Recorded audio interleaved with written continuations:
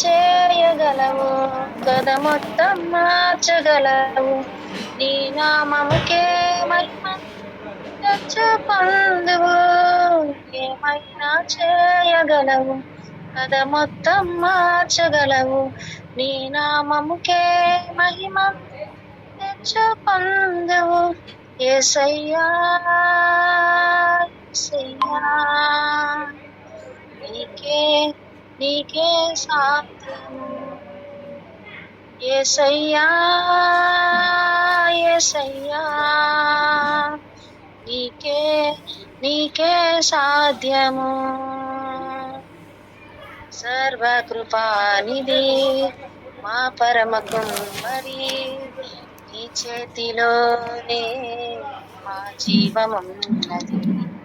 సర్వకృపానిధి మా పరమ కుమ్మరి, నీ చేతిలోనే మా జీవమున్నది. మా దేవాని ఆలోచనలన్నీ ఎంతో గొప్పవి, మా ఊహకు మించిన కార్యములెన్నో జరిగించుచున్నవి. మా దేవాని ఆలోచనలన్నీ ఎంతో గొప్పవి, మా ఊహకు మించిన కార్యములెన్నో జరిగించుచున్నవి. ఏమైనా చేయగలవు, కథ మొత్తం మార్చగలవు. నీ నామముకే మహిమంతా తెచ్చుకొందువు. యేసయ్యా యేసయ్యా, నీకే నీకే సాధ్యము. యేసయ్యా యేసయ్యా, నీకే నీకే సాధ్యము.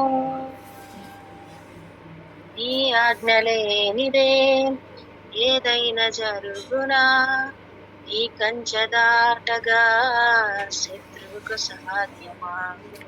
నీ ఆజ్ఞ లేనిదే ఏదైనా జరుగునా, ఈ కంచె దాటగా శత్రువుకు సాధ్యమా. మా దేవా నీవే మా తోడుంటే అంతే చాలును. అపవాది తలచిన కీడులన్నీ మేలైపోవును. మా దేవా నీవే మా తోడుంటే అంతే చాలును. అపవాది తలచిన కీడులన్నీ మేలైపోవును. ఏమైనా చేయగలవు, కథ మొత్తం మార్చగలవు. నీ నామముకే మహిమంతా తెచ్చుకొందువు. యేసయ్యా యేసయ్యా, నీకే నీకే సాధ్యము. యేసయ్యా యేసయ్యా, నీకే నీకే సాధ్యము. స్థిరపరచువాడవు, బలపరచువాడవు, పడిపోయిన చోటే నిలబెట్టువాడు. ఘనపరచువాడవు, హెచ్చించువాడవు, మా పక్షము నిలచి జయమిచ్చువాడు. Praise lord sister, thank you. Praise lord sister, thank you. చాలా చక్కటి పాట ద్వారా దేవుని నామమును మహిమపరిచినందుకు మీకు వందనాలు. మరొకసారి అందరికీ ప్రైజ్ లాడండి. అందరూ ఎలా ఉన్నారో బాగున్నారని అనుకుంటున్నాను. సో చాలా రోజులుగా ఆగిపోయిన యుఐజీ ప్రేయర్స్ అనేవి ఇలా మళ్ళీ కంటిన్యూ చేసుకోవడానికి దేవుడు కృప చూపించినందుకై, మీ అందరూ కూడా ప్రార్థించినందుకై మీకు కూడా వందనములు. మరి ఈరోజు ఒక విషయం గురించి మాట్లాడబోతున్నామండి. మీరు ఈ పాటికే థంబ్నెయిల్ చూసుంటారు కదా, పోస్టర్లో చూసుంటారు థీమ్ అనేది. సో యేసు ప్రభు అని నమ్మితే ఏం కోల్పోతాము అనేది. సో తర్వాత అందులో 3 పాయింట్స్ గురించి నేర్చుకుంటాం. సరే, వాక్యంలోనికి వెళ్ళక మునుపు ఒక చిన్న ప్రశ్న. మీరు ఓడ ప్రయాణం ఎప్పుడైనా చేశారా? మీలో ఎవరైనా, లేదా మీకు తెలిసిన వారు ఎవరైనా చేశారా? ఆ ఎక్స్పీరియన్స్ ఎలా ఉంటుంది అనేది మనకి ఇప్పుడు అవసరము. ఈ ప్రార్థన కూటంలో ముఖ్యంగా మనము కమ్యూనికేషన్ కొరకు మాత్రము కండక్ట్ చేసుకుంటున్నాం అనేది గుర్తుంచుకోండి. డిస్కషన్స్ కూడా చాలా ఇంపార్టెంట్. నేను ఒక్కదాన్నే మాట్లాడడం లేదా వాక్యం చెప్పే వాళ్ళు ఒక్కటే మాట్లాడడము అంత సబబు కాదు. కనుక నేను మాత్రమే మాట్లాడడం కాదు, మీరందరూ కూడా మనందరం కలిసి డిస్కస్ చేసుకోవాలి ఉత్తర ప్రత్యుత్తరాలతో. సో ఓడ ప్రయాణం చేసిన వాళ్ళు ఎవరైనా ఉన్నారా? ఎవరు లేరులా నాకు తెలిసి అయితే. ఓకే లేదు సిస్టర్, ఎవరు. పడవ ప్రయాణం అయితే చేశాం కానీ ఓకే తెలిసిన వాళ్ళ కూడా ఓడ ప్రయాణం చేసిన వాళ్ళు లేరు సిస్టర్. ఓకే సరే. అది ఒక పెద్ద ఓడ ఉండేది. ఒకరోజు పెద్ద తుఫాన్లో చిక్కుకుంది ఆ పెద్ద ఓడ. అందులో డ్రైవ్ చేస్తున్న కెప్టెన్కి ఏమో దిక్కు తోచలేదు. ఒక చిన్న దీపపు స్తంభం కనిపించింది. దాన్నే చూస్తూ గురిగా చూస్తూ ఒడ్డుకు చేర్చాడు ఆ ఓడని. సో తన ప్రాణాలు కాపాడుకున్నాడు. అతని ప్రాణాలు మాత్రమే కాదు కానీ దాదాపు ఆ రోజు 1900 మంది ప్రాణాలు కాపాడబడ్డాయి. మన జీవిత నావ కూడా కొన్నిసార్లు తుఫాన్లో చిక్కుకుంటుంది కదండి. తుఫాన్లు అంటే ఏంటివి అసలు? ఇవి సముద్రంలో కదా ఉండేది అని మీరు అనుకోర్లేండి. అందరూ కూడా బైబిల్ జ్ఞానులే కనుక మనము ఈ తుఫాన్లు అంటే ఏంటో అనేది మనకు ఈజీగా అర్థమవుతుంది జీవిత నావలో. అప్పుడు మనము మన జీవితం అనే నావ అంటే తుఫానులో చిక్కుకోవడం అంటే ఏంది అని అంటే, ప్రశాంతంగా సాగుతున్నప్పుడు జీవితంలో అన్నీ సక్రమంగా జరుగుతున్నప్పుడు ఒక్కసారిగా అన్నీ తలకిందులయ్యే పరిస్థితులు. కొన్ని బలమైన ఉదాహరణలు చూస్తే మనము ఈ ఓడ ఎలా అయితే 1900 మందిని ప్రాణాలు కాపాడినారో ఆ కెప్టెను. సో మనకి అక్కడ అతను ఒక చిన్న లైట్ని చూస్తూ దాన్ని గురిగా చేసుకుని నడిపించాడు, ఒడ్డుకు చేర్చాడు కదా ఓడను. సో మనకు ఒక వాక్యము జ్ఞాపకం వస్తుంది కదా, నేను లోకమునకు వెలుగును అని యోహాను సువార్త 8:12 వచనంలో. సో మనం చూస్తాం ఆ వెలుగును నమ్మడం గురించే ఈరోజు మన ధ్యానం అన్నమాట. సో ఈ మన తుఫాన్లు, మన జీవితంలో వచ్చే తుఫాన్లు ఏంటివంటే ఆకస్మికమైన నష్టము అనేది కూడా ఒక తుఫాను. అంటే ఉన్న పలంగా ఉద్యోగం పోవడం కానీ, లేదా వ్యాపారం దెబ్బతినడం, లేదా కుటుంబంలో ఒకరిని కోల్పోవడము, నావకు చుక్కాని విరిగినట్టు దిక్కు తోచని స్థితి, ఇవన్నీ కూడా the storm of sudden loss కిందికే వస్తాయన్నమాట, ఆకస్మిక నష్టం. సో ఇది కూడా ఒక తుఫాను మన జీవితంలో. అంత మాత్రమే కాదు, అనారోగ్యము అనేది కూడా ఒక తుఫానే మన జీవితంలో. అనారోగ్యంతో చాలామంది బాధపడుతూ ఉంటారు. డాక్టర్స్ చెప్పే ఒక్క రిపోర్ట్తో జీవితం మొత్తం ప్లాన్ మారిపోవడము, క్యాన్సర్ కానీ, యాక్సిడెంట్ కానీ, డిప్రెషన్ కానీ, శరీరానికే కాదు ఇవన్నీ మనసుకు కూడా గాయాలు ఏర్పడతాయి అన్నమాట. ఈ తుఫాన్ అయితే జీవితంలో ప్రతి ఒక్కరూ అనుభవించి ఉంటారు, ప్రతి ఒక్కరూ ఎదుర్కొని ఉంటారు అనేక రకాలుగా కదండి. సో ఇంత మాత్రమే కాదు, ఇంకా బంధాలు, బ్రోకెన్ రిలేషన్షిప్స్ అనేవి కూడా ఒక తుఫాను. మనం ఎవరినైతే నమ్ముతామో నమ్మిన మనిషి మోసం చేయడం కానీ, లేదా విడాకులు కానీ, పిల్లలు దారి తప్పడం కానీ, స్నేహం చెడిపోవటం కానీ, లేదా గుండెలో అలలు లేపే గాయాలు. యవనస్తులైతే ప్రేమ, మరి యవనస్తుల్లోనే కాదండి ప్రేమ అనేది మాయ, భార్యాభర్తలు, తల్లిదండ్రులు, పిల్లలకు మధ్య ఒక తుఫాన్ లాంటిది ఇది ఒకటి, బ్రోకెన్ రిలేషన్షిప్స్ అనేది. సో ఇది ఒక తుఫాను. అప్పులు అనేటివి కూడా ఒక తుఫాను, స్టార్మ్ ఆఫ్ డెబ్ట్స్. ఈఎంఐలు, వడ్డీలు వెంటాడుతుంటే రాత్రులు నిద్ర పట్టని పరిస్థితి కదండి. సంపాదన కంటే ఖర్చులు పెరిగి నావలోకి నీళ్లు వచ్చేసినట్టు ఉంటుంది. కొంతమంది వడ్డీ వ్యాపారస్తులు ఉంటారు. ఇంకొంతమంది ఎలా ఉంటారో తెలుసా, ఒకరికి డబ్బు అవసరమైతే వాళ్ళకి ఇవ్వడానికి వేరే వాళ్ళతో ఇప్పిస్తారు. వీళ్ళేమో అంటే అప్పు ఇచ్చే వాళ్ళు తీసుకున్న వాళ్ళని డైరెక్ట్గా అడగరు, అప్పు ఇప్పించిన వాళ్ళని అడుగుతారు. ఇది ఎంత నరకంగా ఉంటుంది తెలుసా అండి. అలాంటి వాళ్ళకి రాత్రి పగలు నిద్ర ఉండదు. టెన్షన్తో వాళ్ళు వచ్చి ఎప్పుడు వాకిలు తడతారు, ఎప్పుడు డబ్బులు అడుగుతారని, ఎప్పుడు ఇంట్లో వస్తువులు తీసుకెళ్తారో అని భయం ఉంటుంది అన్నమాట. సో ప్రశాంతంగా ఉండలేరు.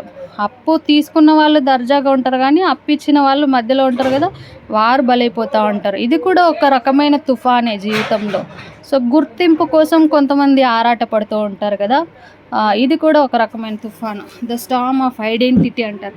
ఇదైతే మరీ ఘోరం అండి. ఎంత కష్టం వచ్చినా, ఎంత కష్టపడినా సరే ఫలితం అనేది ఉండదు, ఎదుగు బొదుగు అనేది ఉండదు. ఇతరులతో పోల్చుకొని ఎప్పుడు కృంగిపోతూనే ఉంటారు. నేను పనికిరాను, ఐఎమ్ యూజ్లెస్ అనే అలజడి మన హృదయాల్లో కలుగుతుంది. దీన్ని మార్చడం అయితే చాలా చాలా కష్టతరమైన పని అన్నమాట. ఇది గుర్తింపు కోసం పడే ఆరాటం. సో ఇదొక రకమైన తుఫాను. మరి కొంతమందికి విశ్వాసపు జీవితంలో కూడా ఒక తుఫాను అంటిదే. ప్రార్థన చేస్తూ ఉన్నాము, సంవత్సరాల తరబడి ప్రార్థన చేస్తూ ఉన్నాము, అయినా జవాబు రాదు మనకు. కొన్నిసార్లు దేవుడు నన్ను మర్చిపోయాడా అనే సందేహము అక్కడ వెలికి తీస్తుంది. పేతురు మరి నీళ్ళ మీద నడుస్తున్నప్పుడు గాలిని చూసి భయపడినట్టు చిన్న చిన్న డిస్ట్రాక్షన్స్కే పక్క పడిపోతూ ఉంటాడు కదండి. మనకి ఇక్కడ అర్థమయ్యే పాయింట్ ఏంటంటే, కీ పాయింట్, తుఫాను ఎవరి జీవితంలో రాకుండా ఉండదు, కానీ ఆ నావలో యేసు ఉన్నాడా లేదా అనేదే తేడా. శిష్యులు భయపడ్డారు, కానీ ఆయన లేచి గాలిని గద్దించాడు. మరి ఈ రోజుల్లో చాలామంది అడుగుతున్నారు, సిస్టర్ గారు ప్రార్థన చేస్తున్నా కష్టాలు తగ్గట్లేదు, దేవుడు ఉన్నాడా, నా కొడుకు మాట వినట్లేదని, నా కూతురికి పెళ్ళి కావట్లేదని, అప్పులు తీరట్లేదని, ఉద్యోగం రావట్లేదని, రకరకాలుగా ఒక్కొక్కరిది ఒక్కొక్క బాధ. సమస్యలు అనేవి నిజమే, కానీ సమస్యకు పరిష్కారం మనం వెతికే చోటు ఉండదండి. మనం డాక్టర్ దగ్గరికి కానీ, లాయర్ దగ్గరికి కానీ, లీడర్ దగ్గరికి కానీ వెళ్తాం, కానీ ఈ సమస్యలన్నింటికీ మూలమైన పాపము అనే రోగానికి వైద్యుడు ఒక్కడే, ఆయనే యేసు. ఆయనను ప్రభువుగా నమ్మితే ఏం జరుగుతుందో చూద్దాం. ఈరోజు ఈ 3 మెట్లు తెలుసుకుందాం. ఎందుకు నమ్మాలి ప్రభువును, యేసును ఎందుకు నమ్మాలి, ఎలా నమ్మాలి, నమ్మితే ఏమొస్తుంది అనేది. మరి నమ్మిన తర్వాత, యేసును నమ్మితే కొన్ని కోల్పోవడానికి కూడా సిద్ధంగా ఉండాలి మనం. యేసు ప్రభువు అని నమ్మడం ఇదొక స్పిరిచువల్ జర్నీ అన్నమాట. యేసును నమ్మితే ఏం కోల్పోతామో కూడా ఈరోజు తెలుసుకుందాం. నమ్మశక్యంగా లేదు కదా.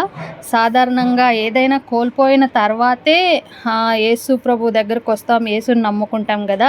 మరి మీరేంటి సిస్టర్ అలాంటిది యేసుని నమ్మితే బోనస్గా కోల్పోయేటివి కూడా ఉన్నాయని చెప్తున్నారు అంటే, చివరి వరకు వినండి, ఎవరు లెఫ్ట్ అవ్వద్దు. సో ఇదే మన ముఖ్యాంశము. సో యేసు ప్రభు అని నమ్మడం అనేది జీవితాన్ని మార్చే ఒక ఆధ్యాత్మికమైన ప్రయాణం. సో మనము వాక్యంలోనికి వెళ్ళక మునుపు ప్రభు సహాయం కొరకు చిన్న ప్రార్థన చేసుకుందాం. మా ప్రియమైన తండ్రి, నీకే వందనములు స్తోత్రములు చెల్లిస్తూ ఉంటున్నాను. చిన్న మందగా మేము కూడుకుని ఇటు రీతిగా మరి ప్రవ్వా నీ గురించి మరి లోతైన విషయాలు ధ్యానించుకోవటానికి, మరి నమ్మకత్వం అనే అంశం మీద మరి తండ్రి మేము మాట్లాడుకోబోతుండగా నీవు బయలుపరిచిన తండ్రి లేఖన భాగాలను బట్టి నీకు వందనములు. ప్రతి ఒక్కటి కూడా మరి తండ్రి ఆ గడియలోనే నీవు నేర్పిస్తూ రమ్మని వేడుకుంటున్నాను. నిస్సులో చాటును మరుగుపరచండి. మరి ప్రవ్వా నీవెంతైనా జ్ఞాపకం చేసుకుంటూ రమ్మని వేడుకుంటున్నాను నాయన. మరి తండ్రి ప్రతి ఒక్కరి జీవితంలో వచ్చే తుఫాన్లన్నిట్లో నీవే తోడై ఉంటురమ్మని వేడుకుంటున్నాను.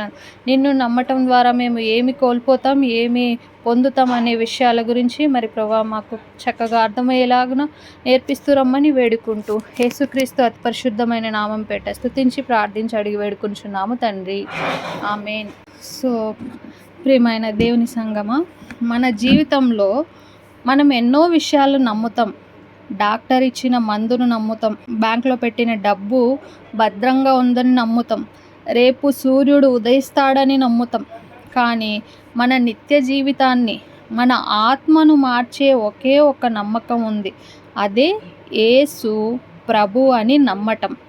ఈరోజు మనము 5 ముఖ్యమైన ప్రశ్నలను ఆపాదించుకోవడం ద్వారా ఈ ఆధ్యాత్మిక ప్రయాణాన్ని ధ్యానిద్దాం. ఇది కేవలం ఒక సిద్ధాంతం అయితే కాదు, ఒక అనుభవము. మరి రండి, రోమియోలకు రాసిన పత్రిక 1:16 ఎవరైనా త్వరగా చదవండి. రోమా 1:16. ఇంకోసారి చెప్పండి సిస్టర్. రోమా 1:16 సిస్టర్. సువార్తను గూర్చి నేను సిగ్గుపడువాడను కాను, ఏలైనగా నమ్ము ప్రతి వానికి మొదట యూదునికి గ్రీసు దేశస్థునికి కూడా రక్షణ కలుగజేయుటకు అది దేవుని శక్తి అయి ఉన్నది. ఎవరికంట దేవుని శక్తి? ఎవరికంట? నమ్ము ప్రతివానికి అనే మాట మనం గుర్తుపెట్టుకోవాలి. నమ్ము ప్రతివానికి. యేసు ప్రభు అని ఎందుకు నమ్మాలి మనం అసలు? ఎవరైనా ఆన్సర్ చెప్పగలరా?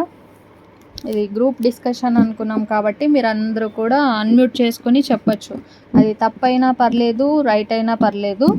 మీరందరూ షేర్ చేసుకుంటే బాగుంటుంది. యేసు ప్రభువు అని ఎందుకు నమ్మాలి? నమ్మటానికి ఏం ఆధారం కావాలి? మీకు అర్థమైన భాషలో మీ మాటల్లో చెప్పండి. ఎవరైనా మీకు తెలిసింది ఏదైనా కానీ. యేసును ప్రభువు అని ఎందుకు నమ్మాలి? సింపుల్ క్వశ్చన్ అనుకుంటున్నాను. చెప్పడానికి ఏం భయపడకండి, మనమే ఉన్నాం అందరం కూడా. చెప్పగలరా? ఆయన మనకి దేవుడు, మన అంటే మనల్ని రక్షించే దేవుడు కాబట్టి మన మన జీవితాన్ని మన అప్పగించింది కాబట్టి. అవును. సో ఆయన మనల్ని రక్షించాడు కాబట్టి మనం నమ్మాలి అంటున్నారు సిస్టర్. కరెక్ట్. సో ఇంకెవరైనా చెప్పగలరా? పాయింట్ కరెక్ట్గా క్యాచ్ చేశారు సిస్టర్ గారు. సో అతడు మన పాపాలకు చనిపోయాడు, మన పాపాల కొరకు చనిపోయాడు కనుక మనం నమ్మాలి. ఇదే రోమియోలకు రాసిన పత్రిక 5వ అధ్యాయము 8వ వచనము చదవండి ఎవరైనా. రోమా 5:8. ఆయన మన పాపాల కోసం చనిపోయాడు కనుక ఆయనను మనం నమ్మాలి అనే విషయము ఇక్కడ మనకు అర్థమవుతుంది. ఎవరైనా త్వరగా బైబిల్ చదవగలిగిన వారు చదివితే మంచిదండి. నెట్వర్క్ చాలా ఇబ్బంది పడుతుందండి, దయచేసి క్షమించండి. సిగ్నల్ చాలా వీక్ ఉంది, పైగా ఇక్కడ వర్క్స్ జరుగుతున్నాయి మందిరంలో, దయచేసి క్షమించండి. రోమియోలకు రాసిన పత్రిక 5వ అధ్యాయము 8వ వచనంను నేను చదువుతాను. అయితే దేవుడు మన ఎడల తన ప్రేమను వెల్లడిపరుచుచున్నాడు. ఎట్లనగా మనం ఇంకనూ పాపులమై ఉండగానే క్రీస్తు మన కొరకు చనిపోయెను అనే మాట. సో మనం దేవునికి శత్రువులుగా, నా వాయిస్ వినిపిస్తుందా అండి అందరికీ? వినిపిస్తుంది. ఓకే, థ్యాంక్ యూ అక్క. సో మనం దేవునికి శత్రువులుగా ఉన్నప్పుడే ఆయన మనల్ని ప్రేమించాడు. మన పాపానికి జీతం మరణం, కానీ ఆయన ఆ మరణాన్ని తన మీద వేసుకున్నారు. ఆ మరణాన్ని తన మీద వేసుకుని మరి మనకు నీతిని ఇచ్చాడు, తన నీతిని. చూడండి, 1 పేతురు రాసిన పత్రిక 3వ అధ్యాయము 18వ వచనంలో ఏముంటుందంటే, చదువుతారా ఎవరైనా? రెఫరెన్సెస్ చెప్తాను, త్వరగా ఎవరైనా చదవండి. నీతిమంతుడైన క్రీస్తు. బైబిల్ ఓపెన్ చేసుకున్నారా అందరూ? 1 పేతురు 3:18. దేవుని చిత్తం అలాగున్న ఎడల కీడు చేసి శ్రమపడుట కంటే మేలు చేసి శ్రమపడుటే బహు మంచిది. ఏలయనగా మనలను దేవుని వద్దకు తెచ్చుటకు అనీతిమంతుల కొరకు నీతిమంతుడైన క్రీస్తు శరీర విషయంలో చంపబడి ఆత్మ విషయంలో బ్రతికింపబడి పాపముల విషయంలో ఒక్కసారి శ్రమపడెను. చాలక్క, థ్యాంక్ యూ. సో ఇది మార్పిడి కాదు, మత మార్పిడి కాదు. ఆయన మన పాపాన్ని తీసుకున్నాడు, మనకు ఆయన ఏమిచ్చాడు? నీతినిచ్చాడు. సో నీతివంతుడైన క్రీస్తు, మనం ఎవరంట? అనీతిమంతులమైన మనలను దేవుని యొద్దకు తీసుకురావడానికి మన పాపముల కొరకు శ్రమపడ్డాడు ఒకసారి. సో మళ్ళీ శ్రమపడాల్సిన అవసరం లేదు కనుక దేవుడు మన పాపాల కొరకు చనిపోయాడు అనే విషయాన్ని మనం నమ్మాలి. సో రెండోది, అతడు మన కోసం పునరుత్థానం పొందాడు. రోమియోలకు రాసిన పత్రికలోనే ఉంటుంది పక్కనే. 6వ అధ్యాయము 9వ వచనంలో, 6వ అధ్యాయము 9వ వచనంలో ఏముంటుందంటే, 8-9 వచనాలు కలిసి ఉంటాయి. మనము క్రీస్తుతో కూడా చనిపోయిన ఎడల మృతులలో నుండి లేచిన క్రీస్తు ఇకను చనిపోడనియు మరణమునకు ఇకను ఆయన మీద ప్రభుత్వము లేదనియు ఎరిగి ఆయనతో కూడా జీవించుదమని నమ్ముచున్నాము. థ్యాంక్ యూ అక్క. ఆయన మరణాన్ని జయించాడు కాబట్టి మనం కూడా మరణానికి భయపడనక్కర్లేదు. అంత మాత్రమే కాదు, ఇంకా 1 కొరింథీయులకు రాసిన పత్రిక 15:3-4 వచనాల్లో ఉన్న సువార్త సారం కూడా ఇదే. క్రీస్తు చనిపోయాడు, సమాధి చేయబడ్డాడు, 3వ దినమున లేపబడ్డాడు. సమాధి ఖాళీగా ఉంది కాబట్టే మన నిరీక్షణ సజీవంగా ఉంది. అంతేనా? అంత మాత్రమే కాదండి, అతడు ఇంకా మనకి ఏమేమి ఇస్తాడంటే, యేసు ప్రభుల వారు జీవాన్ని మనకి ఇచ్చేవాడుగా ఉన్నాడు. అదే మనము యోహాను సువార్త 10వ అధ్యాయం 10వ వచనంలో చూస్తాం కదా. యోహాను 10:10లో ఏముంటుంది అక్కడ? దొంగతనానికి, హత్యకు, నాశనం చేయటానికి వస్తాడు, కానీ గొర్రెలకి జీవం ఇచ్చుటకు ఎవరు వచ్చారంట? చదువుతారా ఎవరైనా వచనం? దొంగతనమును, హత్యను, నాశనమును చేయుటకు వచ్చును గాని మరి దేనికిని రాడు. గొర్రెలకు జీవము కలుగుటకును అది సమృద్ధిగా కలుగుటకును నేను వచ్చితినని మీతో నిశ్చయముగా చెప్పుచున్నాను. చూసారా ఎందుకు వచ్చాడంట దేవుడు? యేసు ప్రభుల వారు ఈ లోకానికి ఎందుకు వచ్చారంట? గొర్రెలకు జీవం ఇవ్వటానికి వచ్చారు. కేవలం జీవం మాత్రమేనా? కాదు కాదు, సమృద్ధి అయిన జీవం ఇవ్వటానికి ఆయన వచ్చారు. లోకం ఇచ్చేది కేవలం బ్రతుకు, యేసు ఇచ్చేది నిత్య జీవం.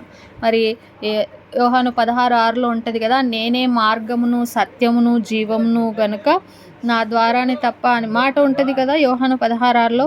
మరి జీవానికి వెళ్ళే దారి ఆయనే కనుక ఇప్పటి వరకు యేసుని ఎందుకు నమ్మాలి అనేది తెలుసుకున్నాం. ఇప్పుడు యేసు ప్రభువు అని ఎలా నమ్మాలి, ఎందుకు నమ్మాలి అనే విషయంలో మనం 3 అంశాలు చూసుకున్నాము. అతడు మన పాపాల కోసం చనిపోయాడు కాబట్టి నమ్మాలి, అతడు మన కోసం పునరుత్థానం పొందాడు కాబట్టి నమ్మాలి, అతడు మనకు జీవాన్ని ఇస్తాడు కాబట్టి నమ్మాలి. సో మరి యేసు ప్రభువు అని ఎలా నమ్మాలి? నమ్మడం అంటే కేవలం తల ఊపడమేనా? కాదండి, హృదయం అప్పగించడం, హృదయపూర్వకంగా నమ్మడం. అదే 10వ అధ్యాయం రోమీలకు రాసిన పత్రిక 10:9, రోమా 10:9లో అక్కడ ఏముంటుందంటే ఎలా నమ్మాలి అంట, చదవండి. రోమా 10:9. అదేమనగా యేసు ప్రభు అని నీ నోటితో ఒప్పుకొని దేవుడు మృతులలో నుండి ఆయనను లేపెనని మీ హృదయమందు విశ్వసించిన ఎడల నీవు రక్షింపబడదువు. ఇక్కడ ఏమర్థమైందండి? ఇక్కడ చెప్పండి, ఎవరైనా మీకు ఏం అర్థమైతే అది చెప్పండి. ఈ వాక్యంలో రోమా 10:9లో యేసు ప్రభు అని నీ నోటితో ఒప్పుకొని దేవుడు మృతుల్లో నుండి ఆయనను లేపనని నీ హృదయమందు విశ్వసించిన ఎడల నీవు రక్షింపబడదు అనే మాట ఉంది కదా. సో ఈ వాక్యం ద్వారా మనకి ఏం అర్థమవుతుంది? నా వాయిస్ వినిపిస్తుందా? మీరు తప్పైనా రైట్ అయినా పర్లేదు, ప్లీజ్ షేర్ చేసుకోండి. యేసు ప్రభు అని మన నోటితో ఒప్పుకొని తిరిగి లేచాడు అంటే మరణం జయించాడని విశ్వసించాలి. ఓకే, రైట్ అన్న. సో ఇక్కడ 2 విషయాలు మనకు కనిపిస్తున్నాయి. 2 విషయాలు అంటే నోటితో ఒప్పుకోవడం ఒకటి, హృదయంతో నమ్మడం ఒకటి. 2 కావాలి, పెదవులతో కాదు, ప్రాణంతో నమ్మాలి. ఇంకా ప్రభువుని ఎలా నమ్మాలి అంటే హృదయపూర్వకంగా నమ్మాలని తెలుసుకున్నాము రోమా 10:9లో. ఇంకొక వాక్యం చూడండి 2:38లో, అపోస్తుల కార్యములు 2:38, అపోస్తుల కార్యములు 2:38లో మనకి ఇంకొక వర్షన్ అర్థమవుతుంది. అపోస్తుల కార్యములు 2వ అధ్యాయము 38వ వచనం. మీరు మారుమనసు పొంది పాపక్షమాపణ నిమిత్తము ప్రతివాడు యేసుక్రీస్తు నామమున బాప్తిజం పొందుడి, అందుకు మీరు పరిశుద్ధాత్మ అనువరము పొందుదురు. Thank you brother. మరి ఇక్కడ పేతురు చెప్పిన మొదటి సందేశం ఇదే. పశ్చాత్తాపం అంటే ఏంటంటే సింపుల్గా చెప్పాలి అంటే యూటర్న్, పాపము నుండి దేవుని వైపుకు తిరగడమే పశ్చాత్తాపడ్డం. సో మరి బాప్తిసం అంటే మన పాత జీవితం సమాధి చేయబడి క్రీస్తుతో కూడా కొత్తగా లేవడం అనేది బాప్తిసం అంటారు. కాబట్టి యేసు ప్రభువని ఎలా నమ్మాలి అంటే పశ్చాత్తాపపడి బాప్తిస్మం పొందడం ద్వారా మనము యేసును ప్రభువని నమ్మాలి. ఒక్క నిమిషం అండి. ఇంకొక మాట యోహాను సువార్త 6వ అధ్యాయము 68, 69 ఎవరైనా చదవండి. యూటర్న్ తీసుకోవడం ద్వారా, పశ్చాత్తాపడి బాప్తిస్మం పొందడం ద్వారా ప్రభువును నమ్మాలి అనే విషయం ఒకటి తెలుసుకున్నాం. ఇంకొకటి 6వ అధ్యాయం యోహాను సువార్త 68, 69 వచనాలు. సీమోను పేతురు, ప్రభువా ఎవని యొద్దకు వెళ్ళుదుము? నీవే నిత్య జీవపు మాటలు గలవాడవు, నీవే దేవుని పరిశుద్ధుడవని మేము విశ్వసించి ఎరిగి ఉన్నామని ఆయనతో చెప్పెను. సో ఇక్కడ నమ్మకం అంటే ఆయన మాట విని నడవడం అనేది, వాక్యం చదవటం, ప్రార్థన చేయటం, సంఘ సహవాసం, ఇవన్నీ నమ్మకానికి ప్రూఫ్స్ అన్నమాట, రుజువులు. మరి ఏ పరిస్థితుల్లో నమ్మాలి? మనం ఏం తెలుసుకున్నామండి? యేసు ప్రభు అని ఎలా నమ్మాలి అంటే ఇక్కడ మరి చూసాం కదా. మీరు గుర్తుపెట్టుకుంటున్నారా ఎలా నమ్మాలి యేసు ప్రభు అని? గుర్తుందో? నోటితో ఒప్పుకొని హృదయంతో నమ్మాలి, ప్రాణంతో. ఓకే సిస్టర్, హృదయపూర్వకంగా నమ్మడం, రైట్. రెండవది పశ్చాత్తాపడి బాప్తిస్మం పొందడం ద్వారా యేసు ప్రభు అని నమ్మగలం. మూడవది యేసు వాక్యాన్ని నమ్మి అనుసరించడం ద్వారా కూడా యేసు ప్రభు అని నమ్మాలి. ఆయన వాక్యాన్ని ఇందాక చదువుకున్నాం కదా, పేతురు చెప్తాడు, ప్రభువా ఎవని యొద్దకు వెళ్తాం, నీవే కదా నిత్య జీవపు మాటలు గలవాడు, నీవే దేవుని పరిశుద్ధుడు అని ఎట్లా విశ్వసించి ఎరిగి ఉన్నామని పేతురు చెప్తాడు.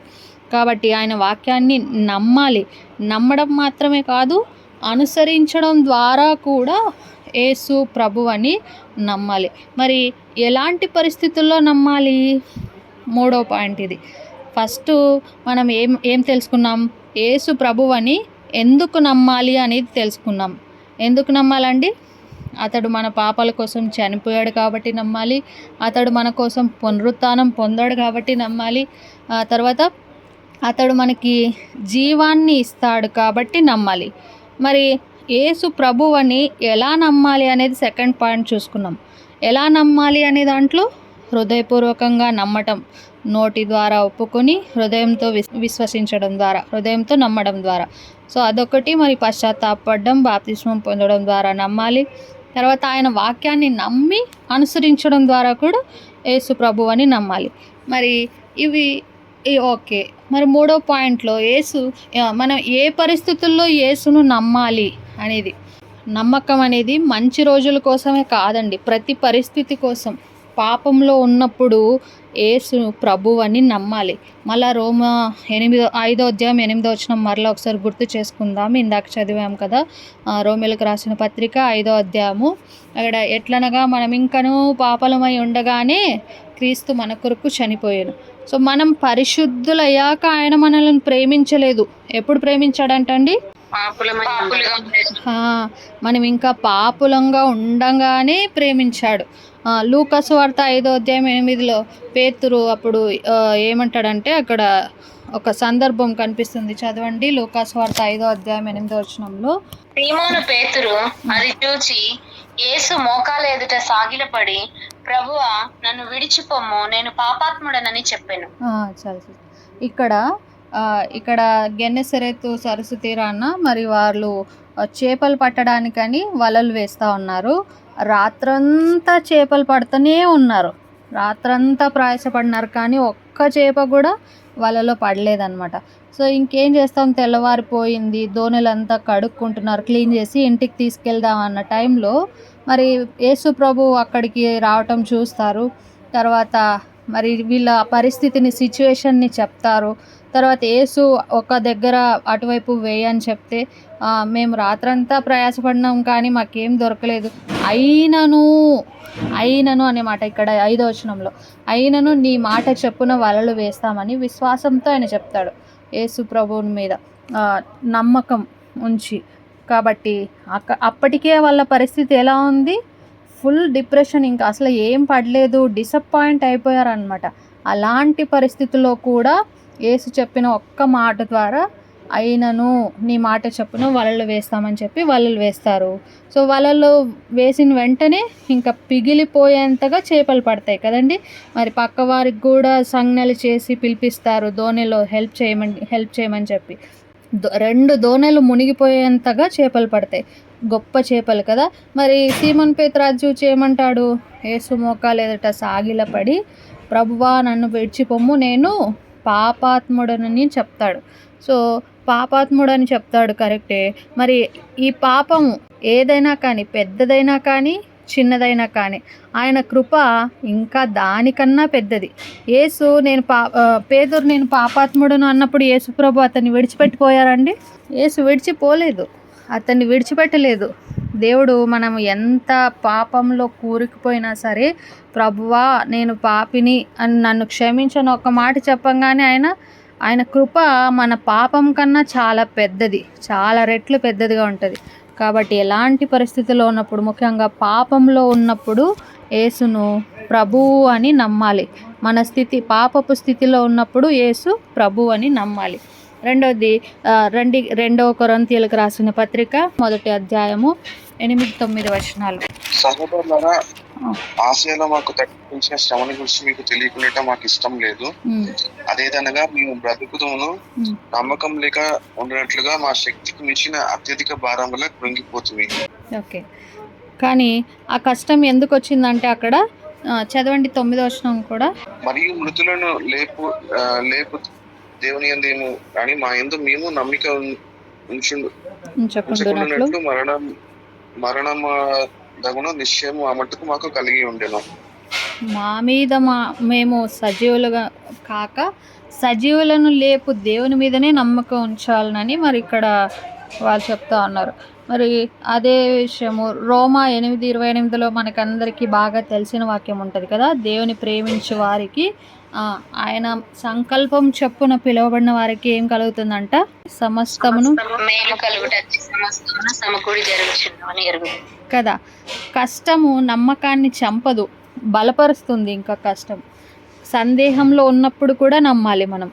మరి మార్కు సువార్త 9:24 మార్కు 9:24 అక్కడ ఒక తండ్రి యేసుతో అన్న మాట ఎంత నిజమో అది ఒకసారి చూద్దాం మనము. మార్కు సువార్త 9:24 వెంటనే ఆ చిన్నవాని తండ్రి నమ్ముచున్నాను, నాకు అపనమ్మకం ఉండకుండా సహాయం చేయమని బిగ్గరగా చెప్పాను.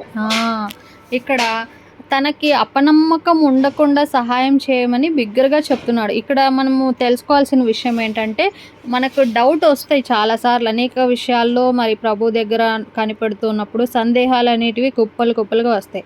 సందేహం వచ్చినప్పుడు నటించకండి, యేసుతో నిజం చెప్పండి. మరి 20 యోహాను సువార్త 20:27 చూసినట్లయితే అక్కడ తోమాకు కూడా అనుమానం వస్తుంది. డౌటింగ్ థామస్ అని ఆయనకు పేరే పడిపోయింది కదా. మరి యేసు ఆయన్ని తిరస్కరించాడా తోమాను?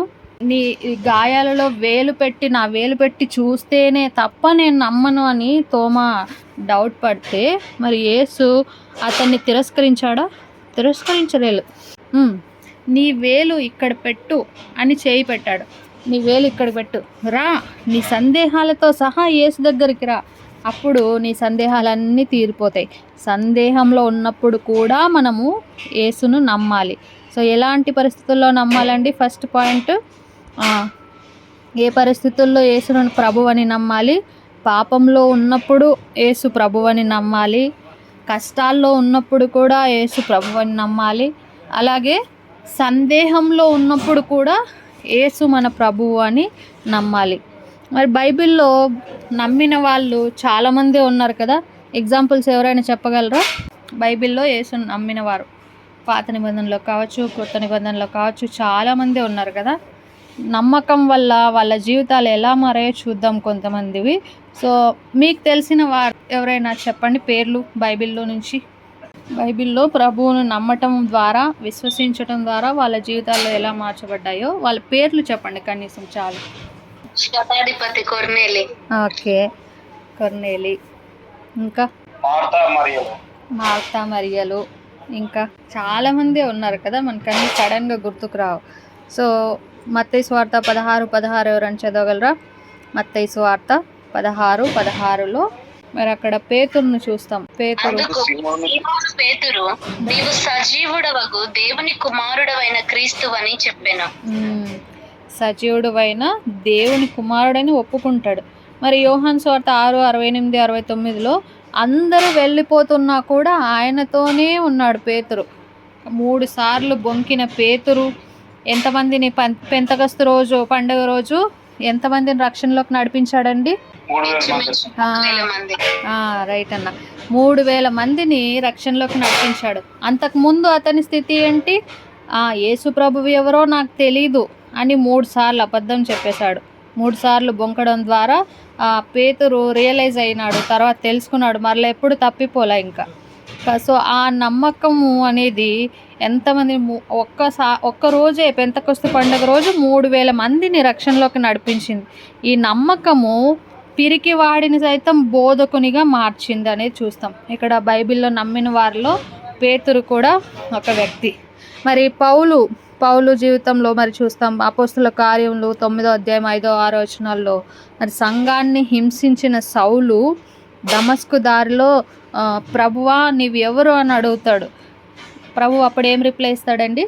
హింసించుచున్న యేసునే అంటాడు. చూడు ఎంత చక్కని మాట కదా అది. అసలు ఆ ఒక్క మాటలోనే మొత్తం సౌలు యొక్క స్థితి, మునుపటి స్థితి అంతా మనకి క్లియర్గా అర్థమైపోతుంది కదా. నీవు హింసించుచున్న యేసును ఎంత పర్సిక్యూషన్ ఆయన చేశాడు క్రిస్టియన్స్కి కదా. సో ఫిలిప్పి 3:7-8 ఒకప్పుడు లాభంగా ఎంచినవన్నీ కూడా క్రీస్తు కొరకు ఎట్లా నష్టంగా ఎంచుకున్నాడు, పెంటతో సమానంగా ఎంచుకున్నాడు.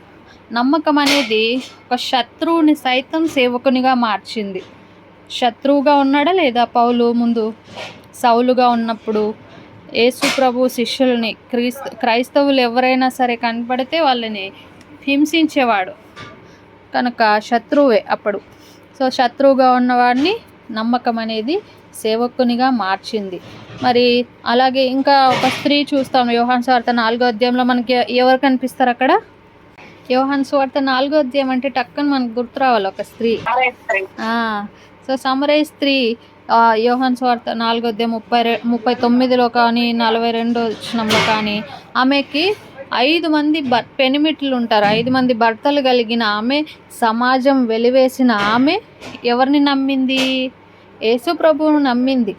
ఆమె సాక్ష్యం వల్ల ఒక్కరు కాదు, ఇద్దరు కాదు, ఊరంతా కూడా యేసు దగ్గరకు వచ్చేసింది. కాబట్టి ఈమె ఇక మాట విని మాత్రమే కాదు, మేమే విని ఆయన నిజంగా లోకరక్షకుడు అని తెలుసుకున్నామంటారు అక్కడ ఊరు ప్రజలందరూ కూడా. సో నమ్మకం అనేది ఈమెని నిందితురాలు, ఒకప్పుడు నిందితురాలు కదా, ప్రతి ఒక్కరూ ఈమెను చూస్తే చాలు ఎంత చీప్గా మాట్లాడేవారో కదా, మనం ఊహించుకోవచ్చు. అలాంటి సిచ్యువేషన్స్ మనకు బాగా తెలుసు కదండి. ఎవరైనా ఒక 5 మంది భర్తలను కలిగి ఉందంటే మనం కనీసం 2-3 భర్తలను కలిగిన వాళ్ళనైనా చూసుంటాం కదా మనం నేటి రోజుల్లో. అందరికీ తెలుసు వాళ్ళని ఎంత చీప్గా చూస్తామో మనమైనా కానీ కదా. కాబట్టి ఆమె వెళ్తూ ఉంటే కామెంట్స్ చేయటం కానీ, పక్కకి వెళ్ళి ఆమె గురించి బ్యాడ్గా మాట్లాడుకోవటం కానీ, ఇవన్నీ ఊరి వాళ్ళందరూ మాట్లాడుకున్నారు. ఆమె గురించి చెడుగా, ఆమె నిందితురాలుగా, దోషిగా మాట్లాడుకున్నారనమాట. సో అలాంటి ఆమె ద్వారా దేవుడు ఏం కనపరిచాడు? లోకరక్షకుడుగా తెలుసుకున్నారు వాళ్ళు యేసు ప్రభువును ఈ యొక్క నిందితురాలు ద్వారా. సో ఈ నమ్మకం అక్కడ మెయిన్ బేస్. నమ్మకం అనేది ఈ నిందితురాలిని సైతం, ఈ బాధితురాలిని సైతం సువార్థికురాలుగా మార్చేసింది కదండి. మనం 3 గురించి చూసుకున్నాం బైబిల్లో నమ్మిన వారిని. పేతురు పిరికివాడుగా ఉన్న అతన్ని నమ్మకం అనేది బోధకునిగా మార్చింది. మరి పౌలు నమ్మకం అనేది శత్రువుగా ఉన్న అతన్ని సేవకునిగా మార్చింది, క్రీస్తుకు సేవకునిగా మార్చింది. మరి ఈ సమరయ స్త్రీ నిందితురాలుగా ఉన్న ఆమెని నమ్మకం అనేది సువార్థికురాలుగా మార్చింది. మరి నమ్మడం వలన మనకి ఏం జరుగుతుందండి? యేసును నమ్మటం ద్వారా, నమ్మకం అనేది వట్టి మాట కాదు, దానికి ఒక రిజల్ట్ అనేది ఉంటుంది కదా. నమ్మడం వలన ఏం జరుగుతుంది? మనకు విశ్వాసం కలుగుతుంది అన్న. కరెక్ట్. ఇంకా అంతేనా? విశ్వాసం మాత్రమేనా?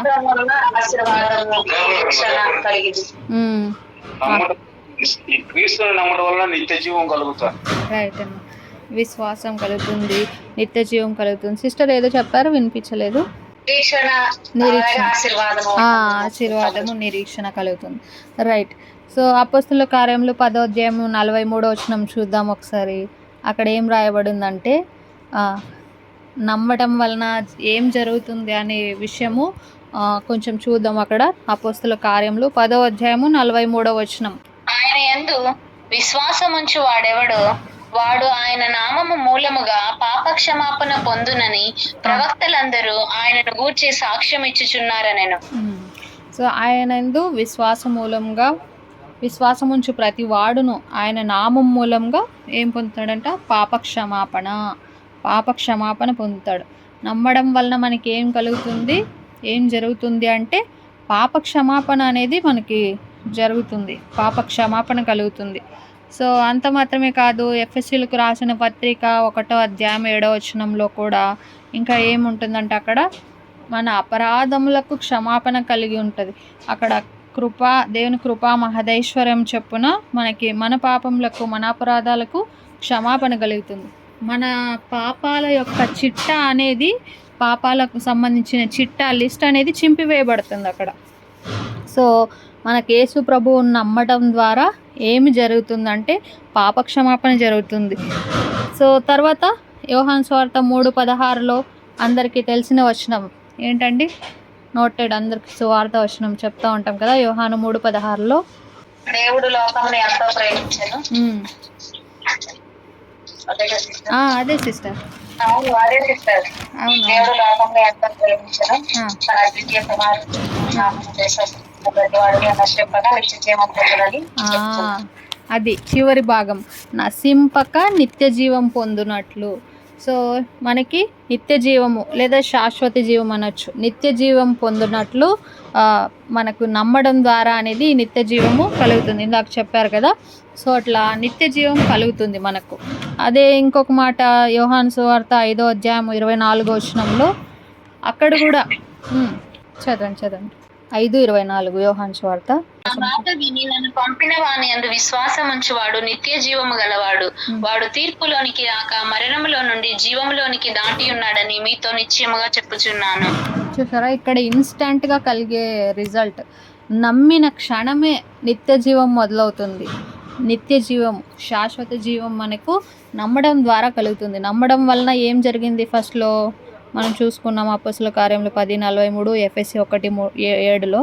అక్కడ ఏం కలిగింది? మనకు పాపక్షమాపణ కలుగుతుంది యేసు ప్రభువును నమ్మటం ద్వారా.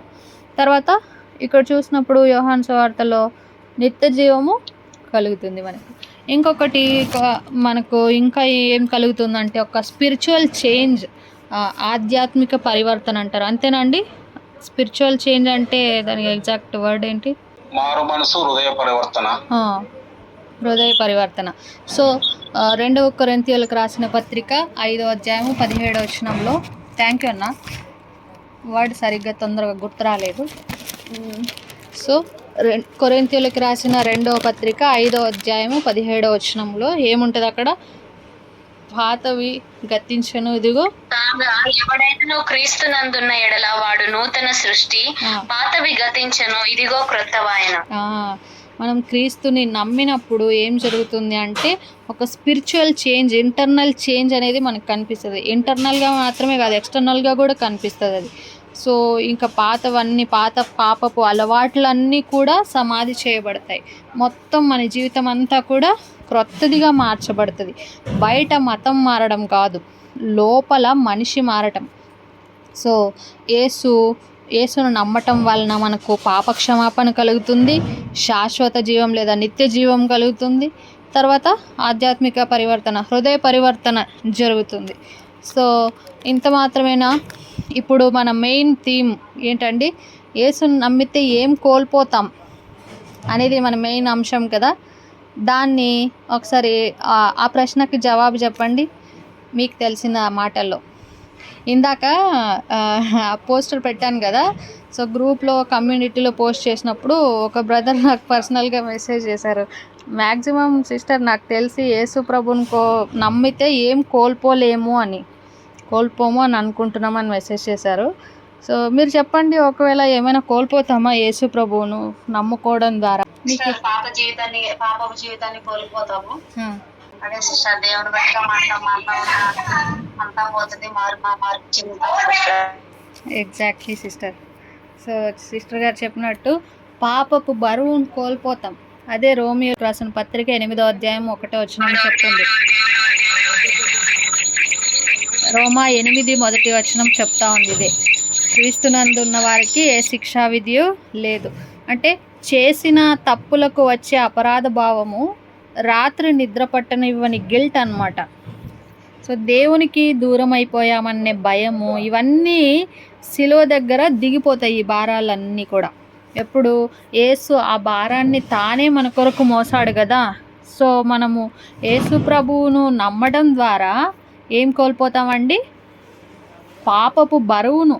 ఎన్నో ఏళ్ళుగా మనం పుట్టినప్పటి నుంచి ఇప్పటి వరకు మనము మోస్తూనే ఉన్నాం. మనకు తెలియకుండానే ఆ బరువును మనము మోస్తూనే ఉన్నాం. సో మనల్ని నాశనం చేసే వాటిని మనం కోల్పోతాం, మనల్ని బ్రతికించే వాటిని మనం పొందుతాం యేసును నమ్మటం ద్వారా. యేసును నమ్మటం అంటే ఏదో కోల్పోవడం కాదు, అది బరువును దించుకోవడం లాంటిదండి. పాపపు బరువును మనము కోల్పోతాం. ఇంకేం కోల్పోతాం? యోహాను సువార్త 14వ అధ్యాయం 27వ వచనంలో అక్కడ చూడండి, యోహాను 14:27 యేసు అంటాడు అక్కడ, శాంతి మీకు అనుగ్రహించి వెళ్ళుచున్నాను, నా శాంతినే మీకు అనుగ్రహించుచున్నాను, లోకం ఇచ్చినట్టుగా నేను మీకు అనుగ్రహించటలేదు, మీ హృదయంను కలవరపడనీయకుడి, వెరవనీయకుడి. చూసారా, ఇక్కడ శాంతిని మీకు అనుగ్రహించి వెళుతా ఉన్నాడు. సో ఇక్కడ చావు భయం, రేపటి గురించిన చింత నా బ్రతుకు ఏమైపోతుందో అనే కంగారు, వీటి స్థానంలో ఆయన ఇచ్చే సమాధానం వస్తుంది మనకు కదా. అది పరిస్థితుల మీద ఆధారపడి ఉండదు. ఈ భయాన్ని, ఇదంతా టెన్షన్ని, కంగారుని, రేపటి గురించిన చింతను, వీటన్నిటినీ యేసు ప్రభువుని నమ్మటం ద్వారా మనము కోల్పోతామా, పొందుకుంటామా? చెప్పండి. కోల్పోతాం కదండి. సో యేసును నమ్మటం ద్వారా మనం కోల్పోయేటివి కూడా ఉంటాయి. సో పాప బరువును కోల్పోతాం, భయాన్ని కోల్పోతాం, చింతను కోల్పోతాం, కంగారుని, ఇవన్నిటిని కూడా కోల్పోతాం. ఇంకా ఏం కోల్పోతామో తెలుసా? శూన్యతను కోల్పోతాం, అర్థవంతమైన జీవితాన్ని పొందుతాం. అంటే చాలామంది డబ్బు, పేరు, స్నేహాలు వీటన్నిటి వెంట పరిగెత్తిన లోపల ఏదో ఖాళీ ఉంటుంది, చాలా ఖాళీ ఉంటుంది. ఏదో కోల్పోయాము అన్నట్టు అనిపిస్తుంది కదండి. ఎన్ని సంపాదించినా, ఎంత మంచి పొజిషన్లో ఉన్నా కూడా లోపల ఇన్సైడ్లో ఒకటి శూన్యత ఉంటుంది. ప్రశాంతంగా ఉండలేం కొన్నిసార్లు. సో అలాంటి వారి కోసము దేవుడు ఏం చేశాడంట, నేను గొర్రెలకు జీవం కలుగుటకు, అది కూడా సమృద్ధిగా కలగటానికి వచ్చాడు. సమృద్ధి అయిన జీవం కలగటానికి ఆయన వచ్చాడు. కాబట్టి ఆయన మన హృదయాల్లోకి వచ్చినప్పుడు, ఆయనను మనం నమ్మినప్పుడు మన బ్రతుకుకి ఒక లక్ష్యం అనేది దొరుకుతుంది. కేవలం మన కోసమే కాదు, ఇతరుల కోసం కూడా బ్రతకడం మొదలు పెడతాం అప్పుడు. సో మనలో ఉన్న ఆ ఎంప్టీనెస్ అంతటిని కూడా మనము అప్పుడు కోల్పోతాం. మన హృదయంలోకి యేసు ప్రభు వచ్చినప్పుడు మనలో ఆ శూన్యత కనిపిస్తుందా? యేసు ప్రభుల వారు మన హృదయంలోనికి వచ్చినప్పుడు మనలో ఉన్న శూన్యత అనేది, ఆ ఎంప్టీనెస్ అనేది మనము కోల్పోతామా, అలాగే ఉంచుకుంటామా? కోల్పోతాం కదా. సో యేసు ప్రభువును నమ్మటం ద్వారా హృదయంలో ఉన్న శూన్యతను కోల్పోతాము. దాన్ని రిప్లేస్మెంట్గా ఒక మీనింగ్ఫుల్ లైఫ్ని పొందుతాం, అర్థవంతమైన జీవితాన్ని పొందుతాం. దేవుని కోసం బతుకుతాం, మన కోసం బ్రతుకుతాం, ఇతరుల కోసం కూడా మనం బ్రతకడం మొదలు పెడతాం. సో ఇంకా ఏం కోల్పోతాం తెలుసా? దేవునికి మనిషికి ఉన్న దూరాన్ని కోల్పోతాము, కుమారుని స్థానాన్ని పొందుతాం. సో యోహాను సువార్త 1వ అధ్యాయం 12వ వచనంలో చూడండి, తన్ను అంగీకరించిన వారికి ఏం అధికారం ఇచ్చాడంట? ఆయన దేవుని పిల్లలగుటకు అధికారం అనుగ్రహించాడంట.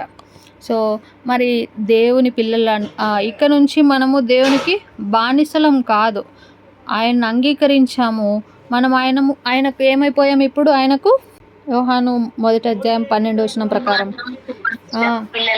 పిల్లలమైపోయాం కదా. ఇక మనం దేవునికి బానిసలం కాదు, పిల్లలం.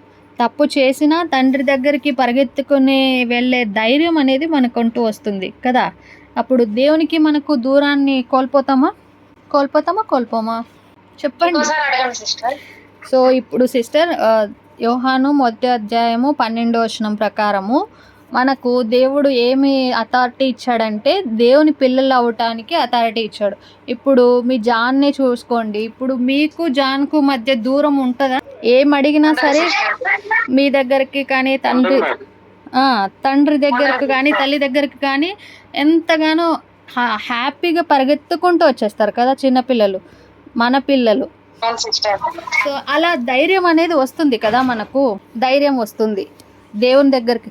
అమ్మో, దేవుడు అంటే ఆయన మనకు అందని వాడు, మనకు అందనంత ఎత్తులో ఉంటాడు, ఆయనతో మనం సాటి కాదు, మనం ఆయన దగ్గరకు సమీపించలేము అన్నంత భయము మనకి ఉండదు.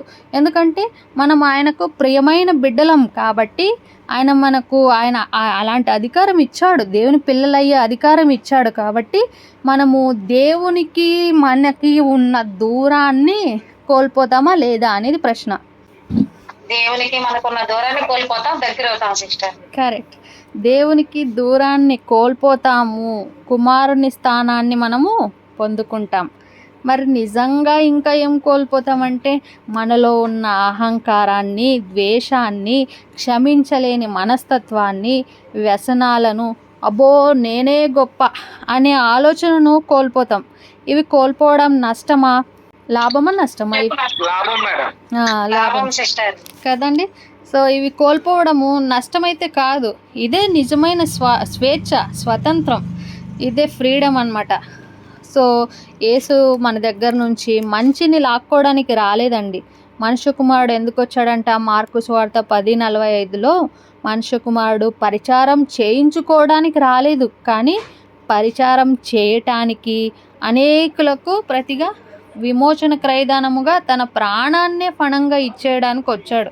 మన దగ్గర నుంచి ఏదో వీళ్ళ దగ్గర కొంచెం విశ్వాసం ఉంది, వీళ్ళ దగ్గర కొంచెం నమ్మకత్వం ఉంది, వీళ్ళ దగ్గర ఇంకోటి ఉంది, వీళ్ళ దగ్గర అది ఉంది, ఇది ఉంది అని వాటిని మన దగ్గర నుంచి లాక్కోవడానికి రాలేదు యేసుప్రభుల వారు. సో మనకు పరిచారము చేయటానికి ఆయన వచ్చారు.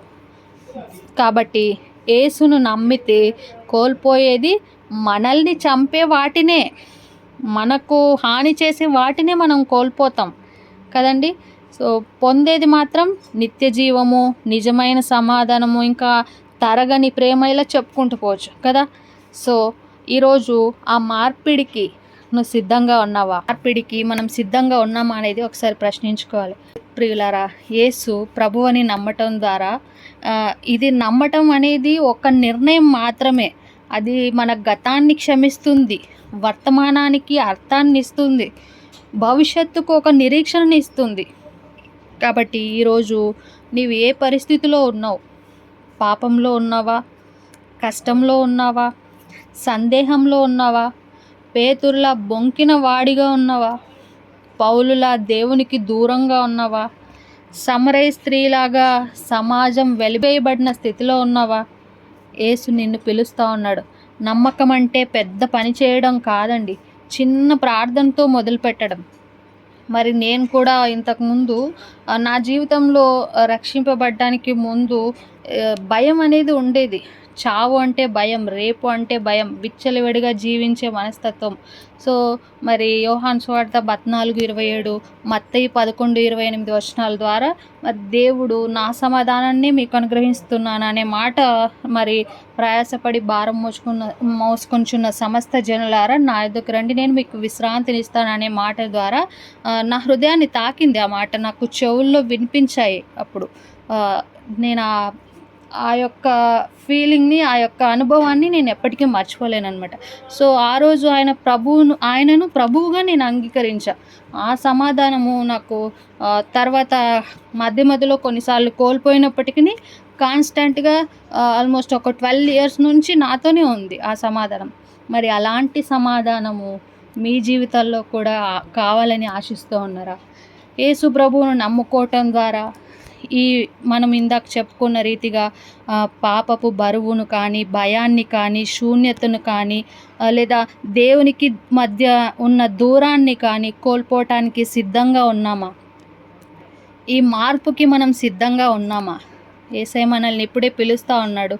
ప్రభువైన యేసు, నేను నిన్ను నమ్ముతా ఉన్నాను, నీవు దేవుని కుమారుడవు, నా పాపాల కోసం సిలువలో చనిపోయి తిరిగి లేచావని నమ్ముతా ఉన్నాను. నా పాపాలను క్షమించు, నా హృదయంలోనికి రాయ్యా, నాకు నిత్య జీవాన్ని ఇవ్వు. ఈ రోజు నుండి నీవే నా ప్రభువు, నా రక్షకుడవు, నా జీవితాన్ని మార్చి నిన్ను వెంబడించే కృప దయచేయము అని యేసునామంలో ప్రార్థించండి. అప్పుడు దేవుడు మనకు ఖచ్చితంగా సహాయం చేస్తాడు. మరి ఈరోజు మీ హృదయాలను దేవుడికి ఇవ్వటానికి సిద్ధంగా ఉన్నారా? మన హృదయాల్లో యేసు ప్రభువును నమ్మటం ద్వారా మనకున్న బరువులను, శూన్యాన్ని, భయాన్ని, చింతలను, కంగారులను కోల్పోవడానికి సిద్ధంగా ఉన్నామా? లేదా యేసు ప్రభువును నమ్మటం ద్వారా పొందుకోవటానికి రెడీగా ఉన్న వాటిని పొందుకోవటానికి మీరు సిద్ధంగా ఉన్నారా? మనల్ని మనం పరీక్షించుకుంటూ మరి ముగించుకుందాం. దయచేసి ఈ వాక్యం ద్వారా మీకు ఆశీర్వాదకరంగా అనిపిస్తే దయచేసి ఎవరైనా చిన్న ప్రార్థన చేయండి.